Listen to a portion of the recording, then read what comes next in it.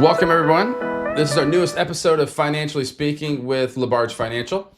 I'm Jason LaBarge. We have a very exciting episode that we're going to talk about today. We have a great guest, Lily Reddish. Yes. Lily, welcome. Thank you. It's tax season, so we thought it was a great idea to talk taxes. Some of you may have already met our chief of our tax division, Kurt DeManna. He's our newest employee. He's running that department for us. He's not on this episode today, but we'll talk a little bit more about what he's going to do within our firm. We also want to spend a fair amount of time talking about fraud prevention. At this year's kickoff meeting, some of you might remember we had an FBI agent talk about the various fraud that he's seeing, and a lot of it is associated with your tax return. So stick around to listen to that topic. I think that's going to be very important. We also wanted to note, I think it's fascinating, the greater Baltimore area is the third biggest tax procrastinator in the country, right? Meaning we wait the Till the third very last longest to second. the very end to do our tax return. So we want to talk a little bit about that. We're going to talk, like I said, fraud, and then some of the services we provide at LaBarge Financial. But first, let's talk about just why it's important to get your tax return done as quickly as you possibly can. Yeah, so we saw in some studies that about 10 to 15% of tax filers actually request to extend or file for an extension, which is interesting. But when you think about it day to day, like we have a lot of clients that come to us around the October time trying to get their checks in and their contributions in. So I guess we do see it, just still sounds like a big number. Well, not only even though you might have filed the extension, it's important to note that you got to make your payment still by April 15th. Yes. If you owe and yet you still file an extension, you still have to pay the estimated amount by April 15th. Right. To avoid taxes and penalties. Yeah, and I think that's probably going to be one of the bigger reasons of having this podcast today too, is that one reason why you don't want to wait is that there's probably a lot of people that also don't pay by the 15th, and then that creates penalties, fees, all the extra. Well, not only that, you're rushing, right? If you don't start early and do the correct math, you're going to be rushing through it. You want to get it done quickly. Mistakes can easily happen. Mistakes are going to be made. Problems are going to arise, and you got to maybe file an extension anyway. So getting it done in a timely manner, for me also, the interest-free loan, the longer you wait to get a refund, you're loaning that money to the government, right? Yeah, so definitely get it done faster, because a lot of us, we have refunds, and to get that refund as soon as you possibly can obviously benefits for paying bills, saving, etc. But just why have it sit at the government's coffers till October? No, definitely. Well, and I think that a lot of the reasons that go into it being, so last minute or so rushed to is there's a lot of things that people are gathering. So it does seem like a big task. And I think one of the biggest things you can do is just keep everything organized as it comes. Maybe make a tax pile that you have so everything's in one spot, or a folder, because we have a lot of people that will come to us and, you're pretty much scrambling to find your documents. And did this come in the mail? Did this come? If you have it organized, a lot of things are electronic now, and it automatically switch to electronic, so you might not remember that it's not being mailed for some companies. They want automatic electronic, a lot of companies do? A lot of companies, especially like Fidelity for us. I mean, if you opened a new account, if you were previously paper, it was good, but a lot of, if you opened an account or registered online, you're like very quickly accepting to enroll electronically. Well, we have something called Retirement Analyzer. It's a software that we use. And one of the benefits associated with Retirement Analyzer is more or less a vault or a way to upload your documents. Now, clients of ours can utilize us to, in some respects, to get some of their documents, not all of it. Right. W-2, other documents we're not going to be able to get, but some we can for investments. But for those that need to be uploaded, we've got ways, an easy way to upload documents so you don't have to lose it or like you were saying, save it in a folder or in a pile. You can upload it as soon as you get it. Right. But one of the things I want to make sure we touched on today is, Kurt DeManna is our newest hire. He is going to more or less run our our tax division, we're very excited to have him. Yeah. It was always our dream to have a one-stop shop where, Lily or myself were quarterbacking Yep. all of a person's financial, affairs, including estate, Yep. tax, and since he's a CPA, he can make a lot of these decisions. Yes. Basically, give us the green light, the go ahead to yes, you can make that distribution in this tax year. Yes. It makes sense for you, maybe a Roth conversion. Totally. So he'll be crucial for having a lot of these long term conversations. Totally. I don't see him for certainly for 2026. I don't see him doing the tax return for everybody yet. Karen's great, Bev's great. We've got Larry Hoffman, a lot of people still use. And so we're not going to recommend yet that people are changing their CPA No, more of necessarily. a tax planning More of a service. strategy. Maybe in the future I can see us building that out, but it's just too soon here for 2026. So we'll have him, helping strategize, and then many of our clients already get their tax return done by one of our CPAs in our network. And so those are benefits we're going to continue to do for this year. So I'm excited to expand that. It's going to be great into next year, especially for some of our higher net worth clients that have real estate. They've got K1s, the really complicated type of complicated returns. Ones. We'll have more expertise in house, or now we have it. So it's been, and I think been great. Kurt will really provide value. I always say, Lily's heard me say this a million times, but what might be good for the tax return may not be good for the estate. What might be good for the estate may not be good for the portfolio. Right. And so having all of those perspectives under one roof, if you will, is something I'm excited for. Because everything goes together, and I think that that's something that's been unique for LaBarge Financial and opens up a lot of eyes, because you just feel comfortable being able to go along with people that have the resources in-house and not having to bounce between different companies and them not necessarily having the experience or knowing about different things. So, and when we go back, even thinking around when you started, the amount of people that we were involved in their tax return was very small. Very little. Yeah. Where, 2024, it had to be in the hundreds. It had to be in the... So I'm excited to expand those services. I'm excited to see what the added benefits that Kurt can find. Yeah, definitely. You and I can do the same thing. It's just a deeper tax day, discussion, that he'll be able to have alongside your account review, and it'll really kind of tie a lot of things together. For sure. And I think one other piece that we didn't mention prior, which I meant to in the beginning, is what was interesting about most filers for tax returns is that I would have thought most people might owe because they're not withholding enough, but it actually comes out that most people actually get a refund and they don't owe. So it's more of an incentive to file your taxes on time. Go get your taxes done. Because, like you said, why do you want those more funds? More people get refunds than owe? Mm-hmm.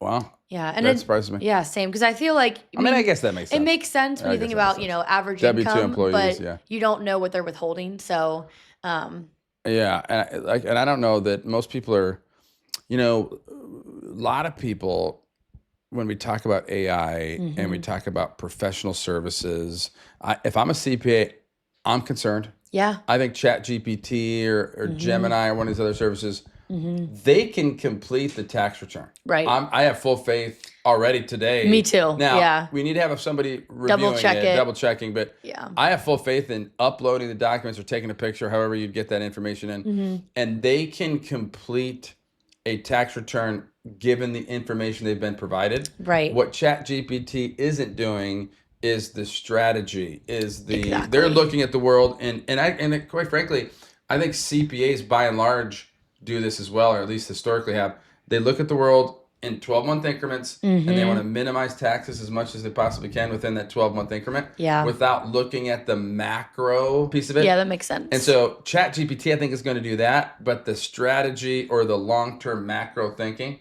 is still going to be human. Yeah. Because ChatGPT isn't going to have all those things. And so I'm actually excited to see what impact AI has, but I don't think it's going to replace tax planning. It might replace tax preparing. Right.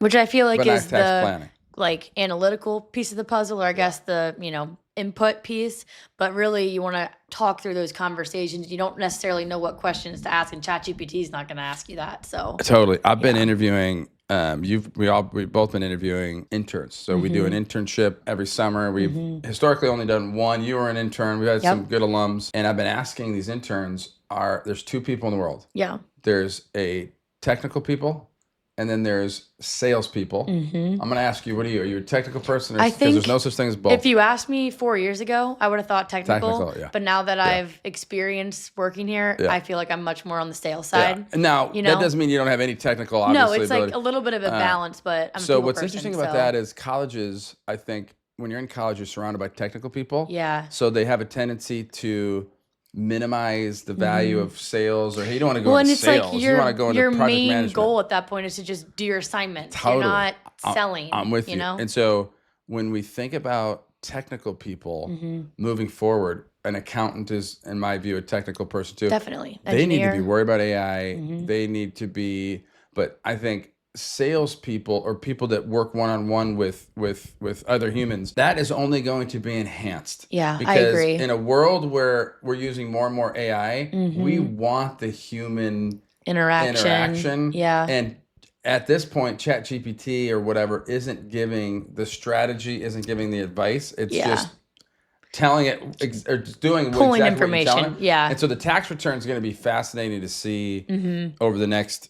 I think in 30 years, we're going to ask people, or, we're going to wonder why people nowadays got their heart operated on or their bodies operated on by a human. Yeah.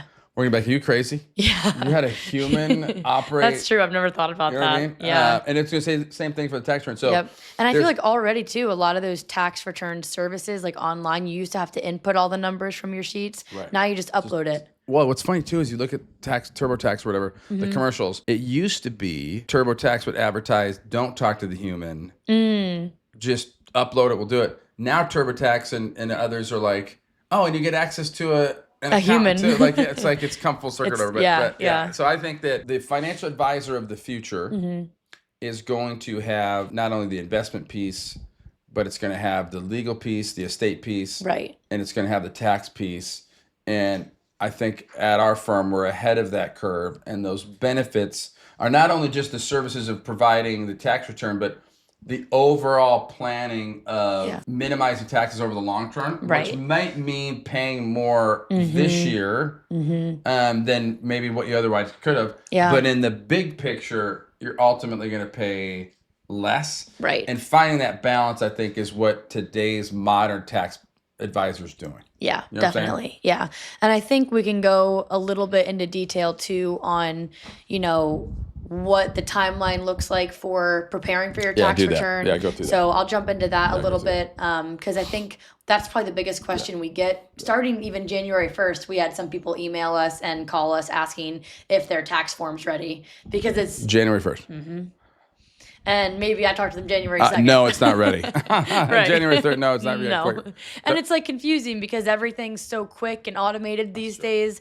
But what you don't realize is there's numbers that these companies have to get from each individual holding that you hold. And it's become a lot quicker over the past couple of years. But typically with a brokerage account, you're going to have your tax form at least, or no sooner, I should say, than the end of January. No sooner. I'd say the earliest I've seen for it to be ready projected this year is like January 22nd, 23rd. And that's for a very simple So I thought account. they had a law that it had to be out by the 31st of January or they had to get an extension. So. Yeah. And a lot of these companies get the extensions probably.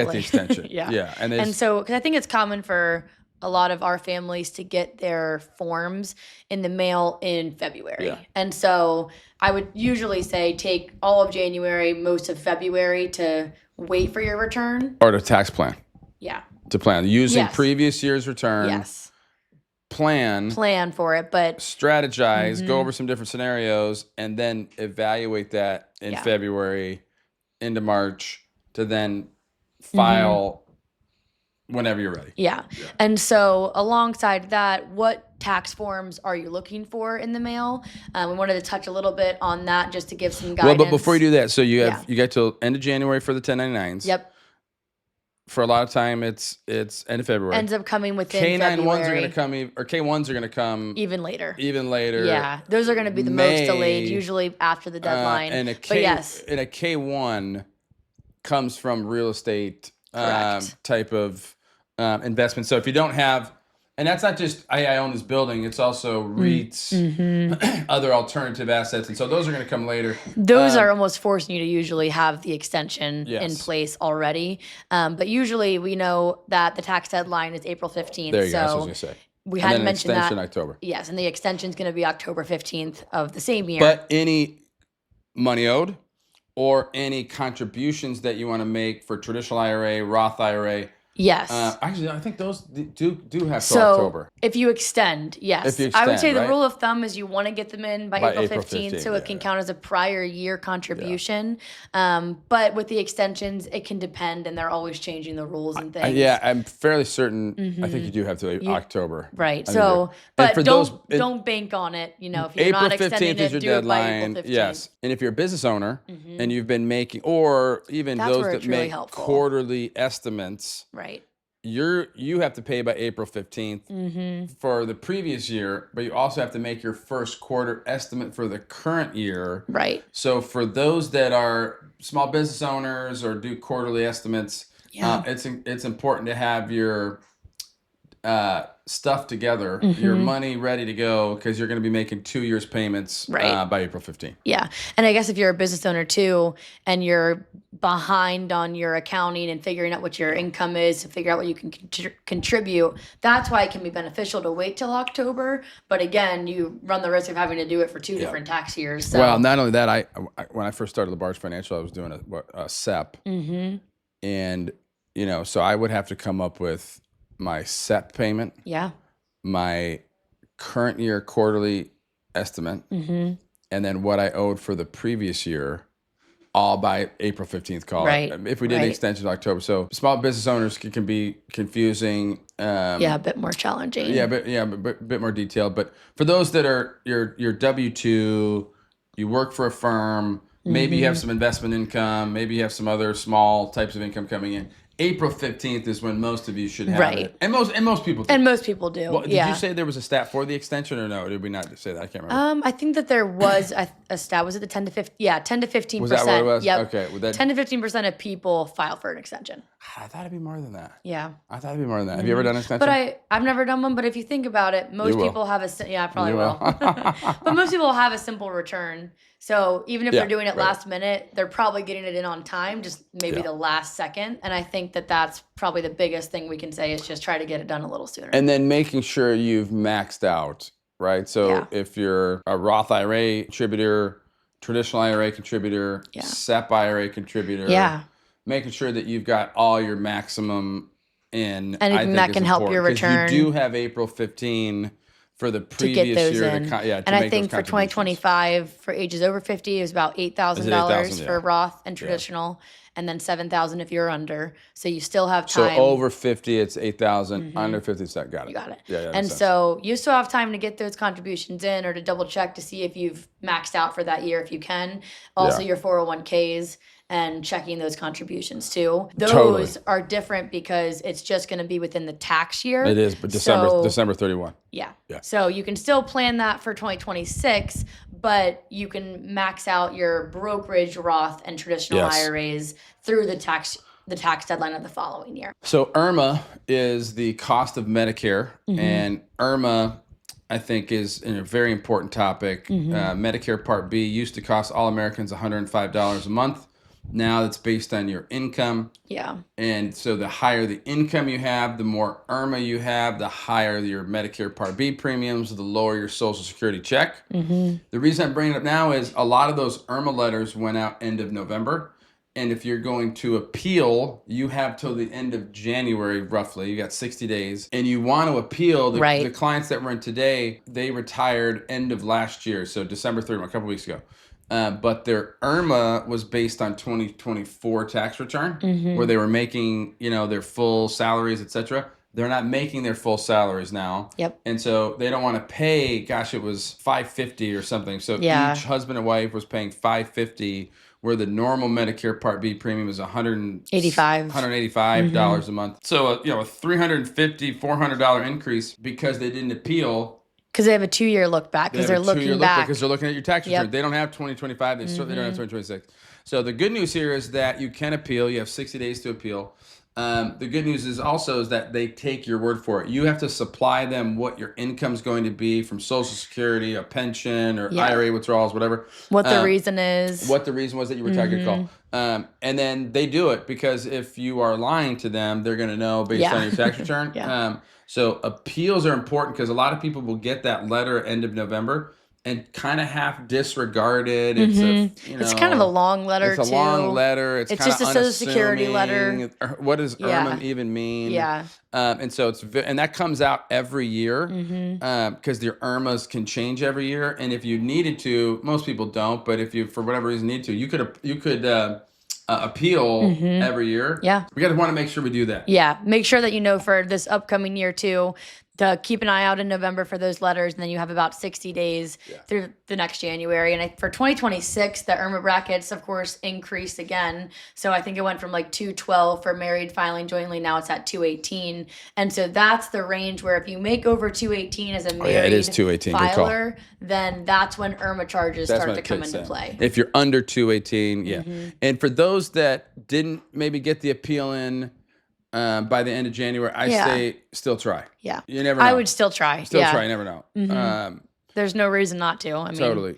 You'll just do another one next January, and then we mentioned this earlier. Another extremely important point is for fraud prevention. Gosh, think about the extent that these criminals will go for. I mean, how much is the average refund? Anybody know? I mean, do you have any idea what the average refund for a filer? Like what the amount is to get back from. How much? It was about $3,000. Is it $3,000? So the extent that these criminals will go for $3,000. Yeah, and I think we got some numbers too. Actually, I know that there's about 82,000 tax returns that are actually a part of fraud. That are fraud. 82,000. Yeah, and I think that $800 million worth of fraud of tax returns. So why are we talking about this? We're talking about this because one, as retirement planners, we see a lot of potential fraud. We don't see. I mean, we see some that actually was executed, but with the population, the families that we serve, we see a lot of people attempting at fraud, and one of those attempts is to steal the tax return because the IRS will only allow one tax return per Social Security number per year. Yes. And so if the criminals beat you to filing your own tax return, they're putting their bank info They're putting their bank information. They're filing a phony tax return under your Social Security number to generate the highest refund possible. Yep. What'd you say? 80 million? 800 million? 800 million. $800 million worth of refunds. Refunds. Yeah. That's staggering. And I guess that makes sense if there's that many people trying to, commit fraud with tax returns. If the average filer is getting a refund, I guess that's why they do it. But it's just crazy. Sure. And I think the earlier you file, the less likely that you are to be. That's a good point. Targeted. How would they know? They might just luck of the draw. Like they I might would just assume file it's just luck of the draw. 10,000 Social Security But I numbers. guess that is another reason to just try to get it done once you got all your forms. We've seen fraud so much that we're here in 2026 at our kickoff. We started with I think I said he was an FBI agent. He's actually a Secret Service. So the Secret Service is known obviously for protecting the president, but the Secret Service was actually created originally for money laundering. Oh gosh, fake money. What's it called? Fake currency. When you make I can't think of the term. Dummy money. There is a term for that. When you create look that up for us, Anna Lou, if you would please. It's like right here too. Counterfeit. Thank you. Thank you. Yvonne from the back. Shout out. So the Secret Service originally was created to counterfeit. And back in the day when you didn't have credit card, right? That makes sense. There was so much fake money going. They didn't have the tools and things that they have now. Yeah. After, I want to say, this is going history here. I think President Garfield. Actually, there's a great Netflix about him getting assassinated. Actually, recently, After he was assassinated, that's when the Secret Service was then also, they added to their... To like protection more so protect the for president. them. Yeah, because Interesting. up till then, Yeah, I didn't know that. there was no protection for the president. It was literally crazy. people would walk into the White House like people walk into our office. Hey, can I meet with the president? It's crazy. Wow. And so prior to protecting the president, they were out attacking counterfeit money. And so they still do that. Yeah. And his talk was amazing. And so we're going to continue to have events highlighting potential fraud so we can help our families prevent. And one of those is the tax return. Yeah. And getting that done as soon as possible. Yeah. And we'll touch on a few more things. I think one important thing for this podcast is to really understand what to look out for in the mail or in your email, and who's going to get a tax form from what type of account. Yeah. And so we'll talk a little bit about this. For qualified accounts, it's a little bit simpler. If you have a qualified account and have not taken any distributions from 2025, most likely you're not going to have a tax form because there's nothing to report. That is a great point. How many calls do we get? So many. Where's their tax documents and they don't have one? Yep. Because it's confusing. They didn't take him. Exactly. Oh my God, Lily, that's other than the fraud prevention, that's probably the most important point. You're not going to get anything. I would think so. You're not going to get anything. Now, that's your IRA money. That's your IRA money. So it can be a little confusing because if you have a non-IRA account, we call that the TOD. So if you have a TOD account, most likely you will have a 1099 from that account, even if you didn't take a withdrawal. Yeah. So if you don't have an IRA, but you have a TOD, a non-retirement brokerage account, usually dividends, interest have come in for this year, and those are going to be taxable. So you will get a tax form, 1099-B form. If you have taken distributions from your IRA, whether it's a Roth, SEP, or traditional, those are going to require you'll have the a tax 1099. form. Yeah, you'll have the 1099-R. Also, if you did a rollover, so we'll get clients that hired us today, let's say, and they rolled money from a TSP or a 401k. Yes. We will tell them this is not a taxable event. You're rolling it to an IRA that's non-taxable. But sometimes then they'll get the 1099. Usually you still will, they'll call us and be like, Jason, you said this $500,000 rollover. It looks like it's taxable now. I'll say, Mr. Client, we love you. Look at box number 2. Yep. Because the top box will say rollover amount.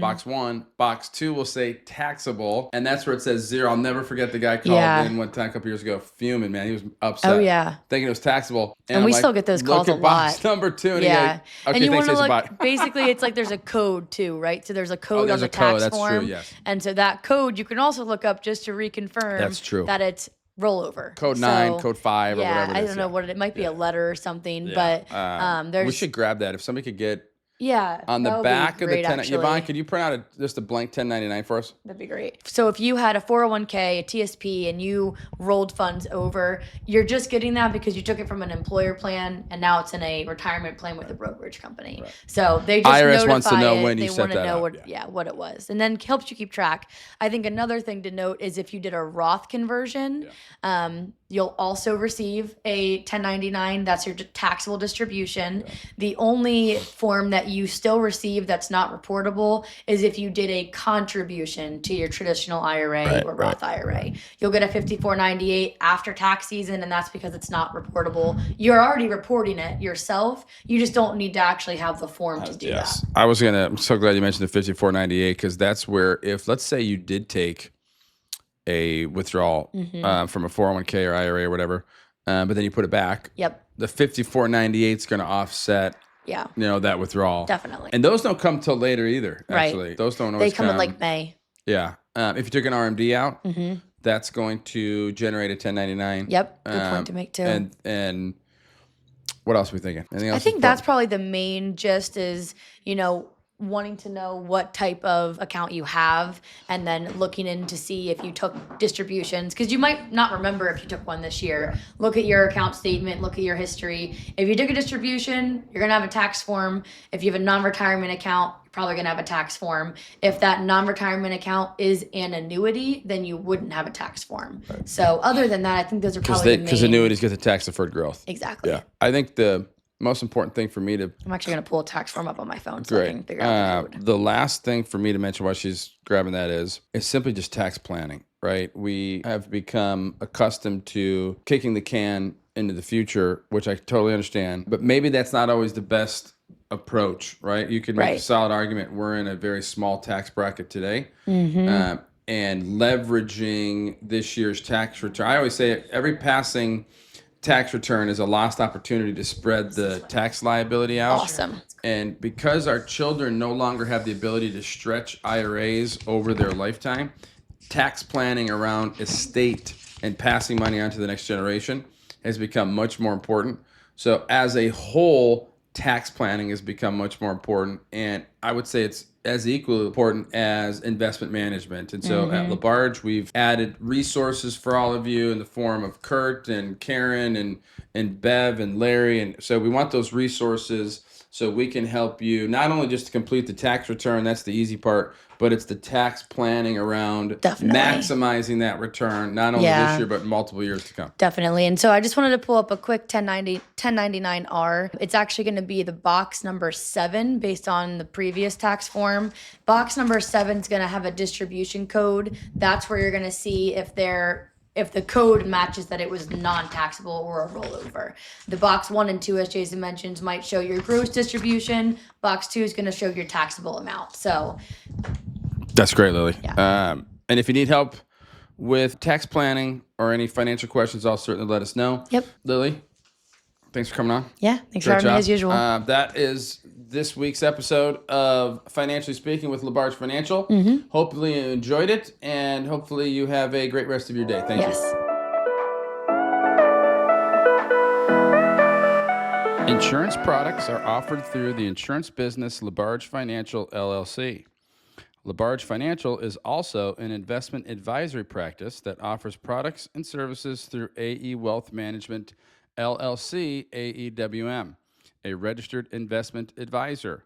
AEWM does not offer insurance products. The insurance products offered by LaBarge Financial are not subject to investment advisor requirements or broker-dealer requirements. Securities offered only by duly registered individuals through Madison Avenue Securities, LLC, MAS, member FINRA SIPC. AEWM and MAS are not affiliated companies of LaBarge Financial.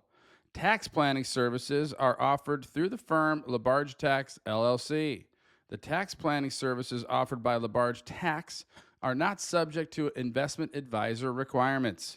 Tax planning services referenced are an outside business activity not offered through or supervised by AEWM or MAS. AEWM and MAS are not affiliated with LaBarge Tax. Investing involves risk, including the potential loss of principal. Any references to protection, safety, or lifetime income generally refer to fixed insurance products, never securities or investments. Insurance guarantees are backed by the financial strength and claims paying abilities of the issuing carrier. This podcast show is intended for informational purposes only. It is not intended to be used as the sole basis for financial decisions, nor should it be construed as advice designed to meet the particular needs of an individual situation. LaBarge Financial and LaBarge Tax are not permitted to offer, and no statement made during this show shall constitute tax or legal advice. Our firms are not affiliated with or endorsed by the U.S. government or any governmental agency.